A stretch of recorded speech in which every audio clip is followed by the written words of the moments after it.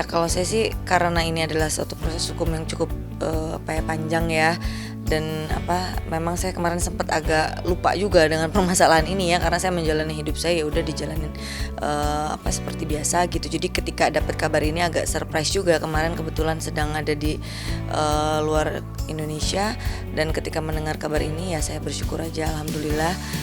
Mungkin ini adalah salah satu dari bagian-bagian skenario Allah yang maksudnya ya sebenarnya semuanya itu adalah untuk menguji kesabaran kita. Ya sebenarnya peran dari Jen Abel ini kan dia berperan sebagai kakak ya daripada Albara dan Anjani. Hubungan di antara mereka juga sangat dekat kan, antara secara kedekatan mereka sebagai kakak dan adik juga sangat dekat. Jadi saya rasa wajar Jen Abel melakukan hal itu dengan alasan pasti rasa sayang dia untuk adiknya seperti itu.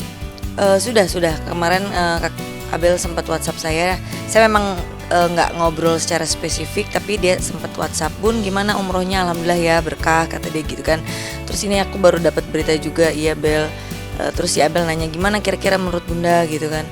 Ya nggak tahu, kita lihat aja apakah ayahmu akan melaksanakan kewajibannya sebagai warga negara Indonesia yang baik atau enggak, kita nggak tahu, kita lihat aja ya. Semoga beliau dikasih petunjuk jalan yang lurus lah Bel, saya bilang gitu sama Abel. Sebenarnya sih itu bukan bagian dari tuntutan ya. Sebenarnya nominal itu tuh keluar dari mulut saudara Bambang Pamungkas sendiri kan gitu. Jadi bukan dari saya menuntut sekian, itu enggak gitu. Jadi ketika keluar nominal 7 juta dan sekarang mungkin nominal 7 juta ada oleh hakim di Mahkamah Agung, itu mungkin bagian dari pertimbangan-pertimbangan hakim saja gitu. Seperti itu. Kalau kami kan menyampaikan bahwa pada saat bercerai saudara Bambang itu berjanji akan memberi nafkah sebesar 7 juta per bulan karena sedang pandemi gitu itu. Tapi kan kondisinya sekarang kan sudah tidak pandemi gitu.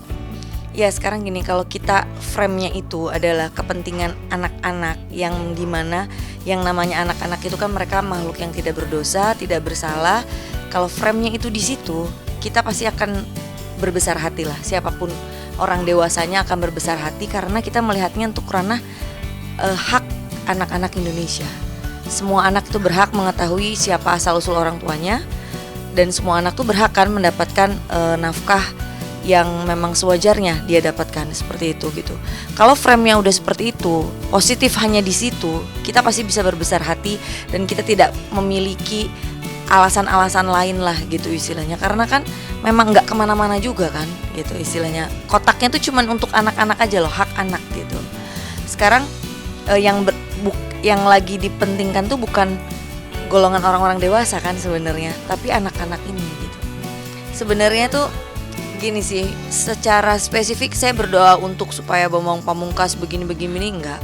Saya hanya berdoa, ya Allah tolong dibalik semua ujian dan juga mungkin ini bagian dari pembelajaran kehidupan saya ya, dari blunder-blunder, dari kita merasa itu ingin memperbaiki kehidupan kita dan segala macam. Saya memang berdoa supaya saya dan anak-anak saya tuh kehidupannya ke depan tuh lebih baik lagi, tapi tidak bergantung kepada saudara Bambang Pamungkas gitu.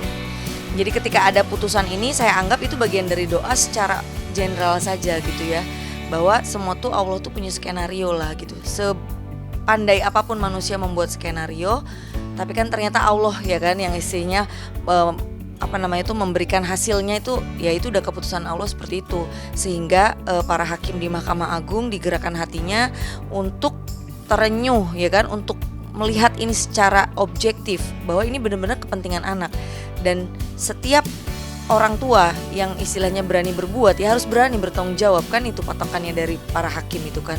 Nah sekarang pernyataannya itu adalah saudara Bambang Pamungkas ini, dia kan melakukan kebohongan kan, mengakui bukan anaknya, tidak pernah menikah dengan saya, padahal faktanya dia pernah bersama dengan anak-anaknya ya kan, itu memang anaknya. Itu kan bagian dari upaya saudara Bambang dan kawan-kawannya untuk tidak bertanggung jawab seperti itu. Jadi dari isi putusan yang hakim sampaikan, saya rasa dia hanya menyuruh kepada siapapun itulah ya untuk berani bertanggung jawab atas apa yang telah diperbuat. Apapun kondisinya, apapun ininya, ya udah tanggung jawab aja dulu. Mau kondisinya tuh kayak gimana gitu kan, objeknya jelas, bukan saya, bukan juga XYZ, tapi anak-anak gitu. Cuman ini butuh kebesaran hati memang, dan butuh kejujuran gitu.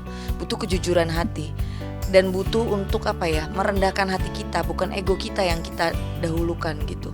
Kalau dibilang babak belur, semua babak belur, hidup saya juga berantakan. Ya, tapi saya tidak mau menyalahkan orang lain. Saya kembalikan itu pasti bagian dari kesalahan saya sendiri. Andaikan pihak saudara Bambang Pamungkas dan kawan-kawannya juga mau melakukan apa yang saya lakukan, bahwa tidak menggunakan kaca pembesar tuh kita ngelihat kesalahan orang kan yang besar, tapi kita nggak pakai kaca gitu. Kalau kita pakai kaca kan kita lihat diri kita kan, oh kenapa ini terjadi sama kita, berarti itu ya kesalahan kita gitu. Ini saya juga begitu gitu. Jadi saya tidak menyalahkan saudara Bambang ketika dia tidak mau bertanggung jawab. Saya tidak menyalahkan saudara Bambang, silakan aja. Tapi ini ikhtiar saya untuk anak-anak saya kan, bahwa saya mengingatkan nih, kamu sebagai seorang bapak ya harus bertanggung jawab gitu. Itu niat saya seperti itu. Tapi saya nggak nyalahin beliau, nggak nyalahin siapapun gitu. Saya lebih menyalahkan diri saya sendiri. Dan andaikan saudara Bambang dan kawan-kawannya itu mau ya kan bercermin gitu, bahwa semua kejadian ini tuh semua berantakan memang gitu. Tapi kita balik aja ke diri kita sendiri. Kalau udah ikhlas, legowo, pasti kita hidupnya lebih tenang kan. Itu nggak nyalahin orang lain, dan itu tuh sebenarnya damai. Dan saya juga kan tidak menuntut saudara Bambang untuk declare di publik preskon bahwa iya itu anak saya nggak minta kayak gitu. Kan banyak kasus yang mungkin kurang lebih setipu atau serupa, pengennya kan declare kan di pers gitu, maksudnya iya itu anak saya nggak butuh itu. Silahkan lakukan tanggung jawabmu secara diam-diam tanpa publik tahu pun tidak masalah gitu. Seperti itu.